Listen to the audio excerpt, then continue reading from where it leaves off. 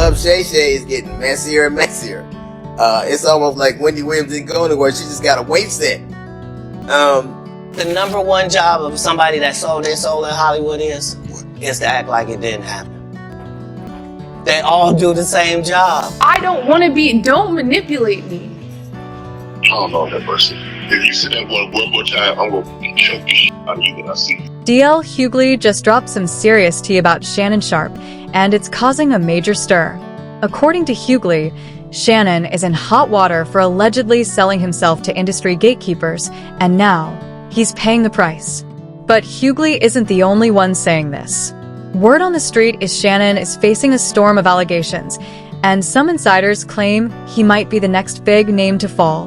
Rumor has it that Shannon made a secret pact with powerful figures in the entertainment world to gain success. But in Hollywood, nothing comes for free, and when the gatekeepers came to collect, he reportedly couldn't hold up his end. Now, things are escalating fast. Industry insiders are whispering that a group of women is preparing to come forward with lawsuits, and the accusations are getting more intense by the day. So, what exactly does DL Hughley know? And is Shannon really being blackmailed? One thing's for sure, this drama is just getting started. Let's break it all down. And I believe he's going to release a 30-second clip of the tape that tries to make me look guilty and play into every stereotype you could possibly imagine. That video should actually be 10 minutes. DL Hughley has been warning Shannon Sharpe for a while now about selling out and surrounding himself with questionable people, but Shannon didn't listen. So when the news broke about Shannon's lawsuit and all the messy details started going viral, Hughley didn't hold back. He immediately took to Twitter and put Shannon on blast, tweeting, *, Shannon better be glad Shannon ain't interviewing Shannon on Club Shay Shay. *, while some fans felt Hughley went too far, especially with Shannon facing serious allegations, others say he's just being consistent. Hughley has been calling Shannon out for years, accusing him of turning Club Shay Shay into a platform where other black men are torn down for clicks and views. He even once referred to Shannon as Wendy Williams with a weight set, criticizing the way Shannon allegedly prioritizes viral moments over truth and integrity. Hughley believes Shannon deliberately uses his platform to stir up controversy and hurt people under the guise of entertainment. In a VladTV interview last year, Hughley made it clear he'd never appear on Club Shay Shay. He slammed the show for being too messy, saying the kind of topics and beef Shannon allows guests to bring up just aren't his style. For Hughley, it's not personal, it's about principle. Initially, I was going to do it, and it kept my schedule. It just didn't work out, but I'm glad I did. I thought it got to be too messy, and I said it out loud, I think. But for a while, Club Shay Shay was like Wendy Williams with a waist set. Right. Like, this dude, I mean, it was messy. The reason that those people went on Club Shay Shay in its first iteration before it became successful is because we saw what he did. The reason I was going to run is because we saw what Skip did to him. I said any number of things about the way Skip's son did. Is that when he said, "Put your glass back on"? Or that was so horrible to me that I think a lot of people are determined to help this black man be successful because of what happened, and to kind of curate all that, have that place that they work so hard for you to have, so you would have your own space, be just an amalgamation and curate all the bull that is happening in our community seemed insulting. And we're talking about, man, some of the same people that rallied around him to make sure all he was of them. good. Of course, Hughley was referring to Cat Williams' explosive Club Shay Shay interview, which has now racked up nearly 90 million views, making it one of the most watched podcast interviews in YouTube history. In that interview, Cat didn't hold back, calling out nearly every major comedian in the game, from Steve Harvey to Cedric the Entertainer and Kevin Hart. While Cat didn't mention DL Hughley negatively, that didn't stop Hughley from criticizing both Cat and Shannon for the interview. Interestingly, Cat also took a moment to warn Shannon about aligning himself with the wrong people.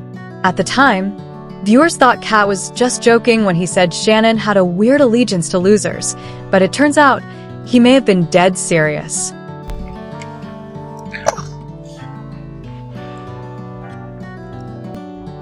You having an unnatural allegiance to losers is not like. What many people missed during that viral interview is that Cat Williams was subtly hinting at Shannon Sharpe's secret ties to powerful industry gatekeepers. Kat seemed to believe that Shannon had sold himself out to certain high-ranking figures in the entertainment world. Throughout the interview, Kat repeatedly warned about the dangers of selling your soul to the devil, and by devil, he clearly meant the gatekeepers and power brokers who control success in the industry. Kat specifically called out Kevin Hart, claiming Kevin had already secured major deals before even truly entering the game, implying those deals came with strings attached. He went on to suggest that others in the spotlight were guilty of the same thing. Kat's core message was clear. Once you sell your soul in this business, you're no longer free. You're forever dancing to someone else's tune. In 15 years in Hollywood, no one in Hollywood has a memory of going to a sold-out Kevin Hart show, there being a line for him ever getting a standing ovation at any comedy club. He already had his deals when he got here. You know what the number one job of somebody that sold their soul in Hollywood is? Is to act like it didn't happen. They all do the same job. Why do you think Gary Owen can't cross over and he already white and been in comedy for 25 years? If what I say ain't the case. People also noticed that Cat Williams seemed to have inside knowledge about Shannon's unusual fetishes and subtly warned him about getting involved with white women, almost as if Cat foresaw the controversy that would later unfold. Hey, whoa! Now I'm looking right at y'all. Let me tell y'all what Shannon needs. Let me leave my life. Let me tell you what my baby needs. He need him an old fat gal who can bake good cakes, make some smothered turkey wings, who gonna rub his feet at the nighttime, okay, and gonna have a sip of his cognac to make him feel better about himself when he come home at night. That's what Shannon needs. You don't need no 26-year-old girl. You don't need no 36-year-old girl. This is your auntie talking to you. Take your old ass and get you an old bitch out there that can love you old. You're trying to hang out with these young bitches and you can't do it, Shannon. You just can't do it. When they want you to go for the 4th round, you looking at her like, bitch, listen, I can give you want some money to go to Starbucks? Yeah. If only Shannon Sharpe had listened to the people who tried to warn him, he might not be in the messy situation he's facing today. For context, Shannon is currently being sued for $50 million by a woman named Gabriella Zuniga, also known as Gabby, and the details are deeply troubling. According to the lawsuit, Gabby has accused Shannon of controlling, manipulating, and acting violently toward her during their relationship. She claimed that after the Instagram Live scandal involving Shannon last year, she tried to end things, but Shannon allegedly became violent and sexually assaulted her at her home. Fast forward to January, and Gabby says Shannon assaulted her again, this time after allegedly manipulating her into inviting him over. In the lawsuit, she also claims that Shannon refused to wear protection during the encounter and forced anal sex despite her protests. What makes these allegations even more disturbing is the age difference. Gabby was just 19 when she began dating Shannon, who was in his mid-50s. And that's not all. The lawsuit also touches on their involvement in BDSM and race play, which came to light after Shannon's legal team released some explicit text messages between the two, seemingly in an attempt to show the relationship was consensual. One of the leaked texts reads, "I want you to put a dog collar around my neck and choke me with it while you're effing me." Another from Gabby says, "I know you missed this big juicy behind, $25,000 for each cheek. Only if you put that baby gravy in me. Then I can do whatever I want to me. I want to put my tongue in your **** hole and then marry you. That's my daddy. I want you to put a big black baby in me. You better crave it, because you're going to be stuck with it for life." These messages were shared alongside a statement from Shannon's lawyer, who claimed the lawsuit was a blatant and cynical attempt to shake down Mr. Sharpe for millions of dollars. The statement labeled the allegations as lies, distortions, and misrepresentations, and said that Shannon categorically denies all claims of coercion or misconduct, especially the accusation of sexual assault. The legal team emphasized that Shannon is prepared to fight these claims vigorously in court and expects to be vindicated through due process. Shannon himself has also spoken out, calling the lawsuit nothing more than an attempted cash grab. He accused Gabby and her attorney, Tony Busby, of trying to secure a fat payday by dragging his name through the mud. He also warned the public about a manipulated, 30-second explicit video clip that he claims was edited to make him look violent. Shannon challenged them to release the full 10-minute video, insisting it would tell a very different story. This situation continues to unfold, but one thing is clear: Shannon Sharpe is facing one of the biggest personal and professional battles of his life. This is a shakedown. I'm going to be open, transparent, and defend myself because this isn't right. This is all being orchestrated by Tony Busby, who has targeted Jay-Z. Tony Busby targets black men, and I believe he's going to release a 30-second clip of a sex tape that tries to make me look guilty and play into every stereotype you could possibly imagine. That video should actually be 10 minutes or so. Hey Tony, instead of releasing your edit, put the whole video out. I don't have it, or I would myself. You know what happened, and you're trying to manipulate the media. The encounter in question took place during the day at her invitation, and now that appears to be a delivery setup, coordinated by Gabby, also known as Carly on OnlyFans. Gabby and Tony Busby want $50 million. What they're getting is sued for defamation and trying to take me down. What's especially interesting about this entire situation is how it connects to long-standing rumors about the entertainment industry's dark side. For years, insiders have claimed that industry gatekeepers like to keep blackmail material, often in the form of explicit videos or photos, on celebrities who sell their souls for fame and success. These materials are said to be used as leverage to control or destroy careers when someone steps out of line. Diddy, for example, was long rumored to have vaults filled with freak-off footage showing high-profile celebrities engaging in questionable and sometimes illegal activities. According to some sources, Diddy wasn't the only one doing this. Now, with Shannon Sharpe in the spotlight, fans can't help but put two and two together. Many believe he's caught in the same trap, being blackmailed or punished by powerful people behind the scenes. Some theories even suggest that the $50 million lawsuit filed by Gabriella Zuniga is just a front, orchestrated by these higher-ups to bring Shannon down or force him to pay for crossing certain boundaries. The timing of the lawsuit only fuels suspicion. Shannon was reportedly on the verge of closing a massive $100 million podcast deal, following his previous contract with Colin Cowherd's The Volume Network. With Club Shay Shay now boasting over 4 million subscribers and holding the record for the most-watched podcast episode in YouTube history, Shannon had become a major media force. Several platforms were reportedly vying for a piece of that influence, eager to partner with him and elevate his brand even further. Fans found it odd, maybe even too convenient, that such serious allegations would surface, just as Shannon was about to take this huge step in his career. It's hard to ignore how calculated it all feels, especially when you consider that industry insiders could have known about Shannon's deal months before the public did. What makes this even murkier is that Gabby and her legal team were allegedly in talks with Shannon's lawyer for a $10 million out-of-court settlement before the lawsuit ever became public. According to Shannon's legal team, both parties were close to finalizing the agreement, and things looked like they'd be resolved quietly. But then Gabby's side abruptly walked away from the deal. That raised even more eyebrows.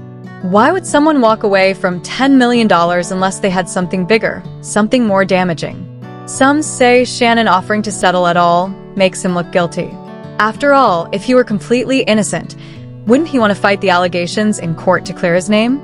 It's a move that echoes what happened with Diddy, who reportedly paid Cassie $30 million to avoid trial, an amount many believe was a way to keep even more damning evidence from coming out in court. Of course, as many observers have pointed out, even if Shannon did what he's accused of, the chances of a 21-year-old OnlyFans model beating a wealthy, retired NFL star and major media figure in court are slim. The only reason she might refuse a multi-million-dollar settlement is if she has undeniable proof, something like audio or video recordings or other concrete evidence that clearly incriminates him. And unfortunately for Shannon, there are already a couple of leaked audio recordings that don't look good. In one clip, Shannon is heard arguing with Gabby and allegedly threatens to choke her. When she tells him not to, he coldly replies that she doesn't have a choice. Needless to say, things aren't looking great for Shannon Sharpe right now, and this saga might just be getting started. I don't know. Anything I say, you're just gonna get mad at, and you're just gonna hang up on me. So I feel like I'm not gonna hang up on you. It is what it is. what does that even mean? Nothing, Gabby. You want to be a dick to me now, so. I don't want to be. Don't manipulate me. I don't know that person. If you say that one more time, I'm gonna choke you out of you when I see you. I don't.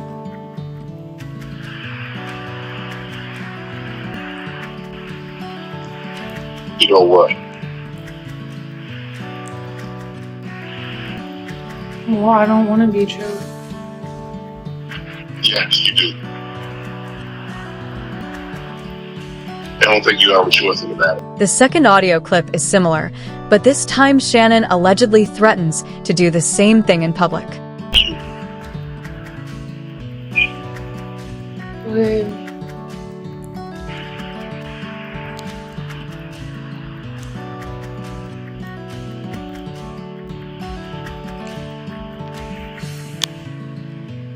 Well,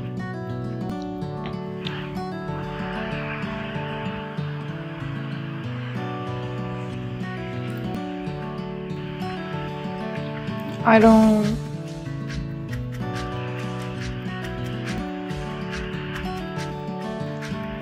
You know what? Well, I don't want to be choked. Yes, you do. I don't think you have a choice in the matter. According to Gabby's attorney, Tony Busby, there's still a lot more damaging evidence yet to be revealed. So maybe that's why Gabby walked away from the $10 million settlement. She might genuinely believe that a jury would award her even more. However, another theory gaining traction is that Gabby may be under the influence of powerful people who want to see Shannon taken down and are using her to bleed him dry through this lawsuit. People have started asking serious questions. Why did Gabby back out of the deal when it was nearly finalized? And why demand a staggering $50 million, a massive amount, especially considering the known facts of the case? The timing and the scale of her lawsuit are raising eyebrows. Adding to the suspicion, several industry insiders believe there's a third party pulling the strings. In fact, Mays and Cameron recently discussed the lawsuit on their podcast, and Mays made some cryptic but telling remarks, implying that forces behind the scenes might be influencing how this case is playing out. Is like a fallacy or some kind of hoax or something like this, because he was about to get a bunch of money, and you know, when you're about to get a bunch of money, people that hate on you just wait until you're about to get that money and rain on your parade, but we can't say that. And that's why I wanted to say it, to get Stats' opinion. I knew when I said that she was gonna go, yeah, no, you can't be on your way to 100 million. I keep telling Killer, right? And then picking these kind of girls, you can't do that. We talked about this with Ant-Man. According to Mays, Shannon wouldn't have offered Gabby $10 million if he wasn't at least somewhat guilty. However, he found it strange that Gabby rejected the offer, suggesting that someone, possibly a pimp, may have influenced her to pursue the lawsuit instead of settling. You know, this is what I'm getting at. And for him to offer 10 million says that there might be some truth to this, because I'm not offering nobody no 10 million if I know I didn't do anything. And I think the only reason the 10 million didn't work, Killer, I want to know how you feel about this. I think the 10 million didn't work because the pimp need his cut. You know, just allegedly. I'm not saying there is a pimp, right? Let me give you. It's just an idea. This is just an idea, right? So if there's a pimp, right? Why y'all keep laughing? That nigga worth a lot of money. You know how guys be, and they pushed her on her, and then she said 10. He was like, 10 is my 10. You gotta put in your number for yourself. That don't have nothing to do with mine. 10 is mine. That's what we discussed. Mays might have been joking, but it's certainly intriguing that he said that. What's also telling is how quickly ESPN distanced itself from Shannon once the lawsuit went viral. They asked him to step down from his duties, and insiders claim the network is already exploring ways to part ways with him. Even Stephen A. Smith, who famously sided with Jay-Z after the rapper's lawsuit with Diddy, seems to be distancing himself from Shannon amid this controversy. With that being said, it's important to point out a couple of things. Number one, I was not there. I can provide no eyewitness account. And even though I got love and respect for Shannon Sharpe, and I'm sincerely hopeful and prayerful that he is completely innocent of the allegations that have been leveled against him, I can't sit here and speak to his innocence or guilt from a knowledgeable place, because I have nothing to do with this. I haven't seen anything. I don't know anything. I don't even know this person. I know what the reports say. For those who are paying attention, the writing on the wall seems pretty clear. Either the evidence against Shannon is so overwhelming that his reputation will be irreparably damaged once it's revealed, or powerful people are pulling strings behind the scenes to make sure Shannon loses everything in this case. What do you think? Do you believe Shannon is being set up, or is this just a coincidence? Let us know your thoughts in the comments, and make sure to check out the next segment.